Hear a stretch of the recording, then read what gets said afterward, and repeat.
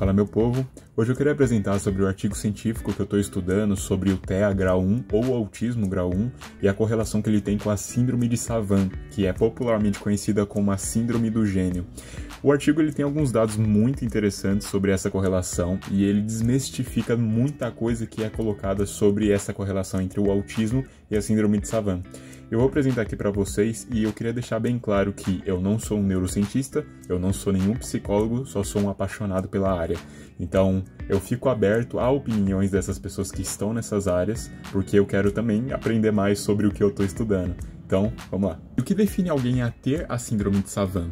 Basicamente, isso é classificado como 5 tópicos. O primeiro é ter uma habilidade excepcional em alguma área específica, e dessas áreas são memória, arte, linguagem, música e matemática.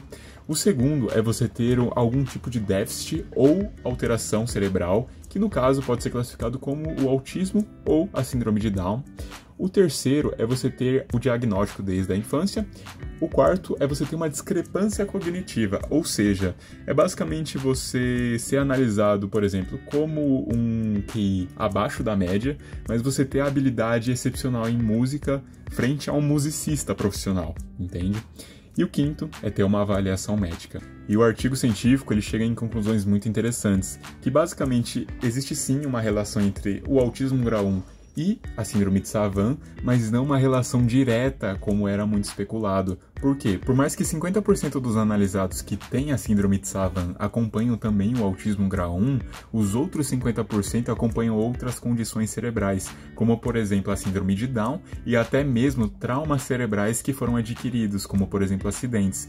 E isso pode ser explicado por uma coisa muito interessante chamada neuroplasticidade. A neuroplasticidade é a forma como o seu cérebro se adapta aos estímulos ao seu redor. Esses estímulos podem ser vários, podem ser olfativos, visuais, auditivos, mas é basicamente a forma como você concebe o mundo ao seu redor.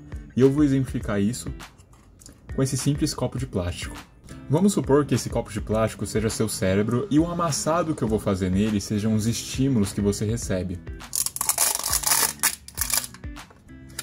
Você percebe que ele tenta voltar para a posição original, mas ele sempre vai ficar com esses amassados, e essa é a forma como o nosso cérebro se adapta a esses estímulos. E esse amassado é basicamente as conexões neurais do seu cérebro se formando mediante a experiência que você está passando. Então o nosso cérebro é moldável a essas experiências e conexões. E uma coisa interessante é que ele sempre vai tentar voltar para a posição original, mas ele sempre vai voltar mantendo os amassados.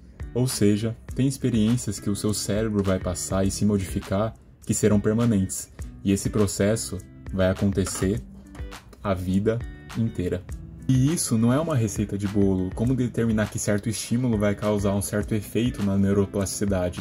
O cérebro ainda é muito complexo para a gente determinar alguma coisa assim, mas é muito interessante saber como que o nosso cérebro reage a esses estímulos e consegue se adaptar a eles. Um outro dado do artigo é que não existe uma relação genética majoritária entre os que têm síndrome de Savant e os pais dessas pessoas que têm síndrome de Savant.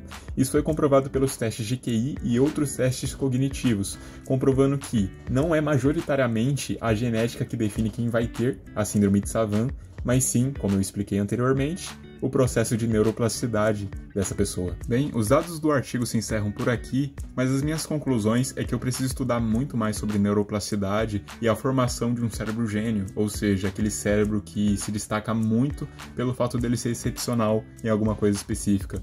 E também o funcionamento do espectro autista e como ele se relaciona com outras áreas da ciência, como por exemplo a já citada aqui, síndrome de Savant. Eu espero que vocês tenham gostado desse conteúdo. Muito obrigado por me ouvir até aqui e vamos pra cima!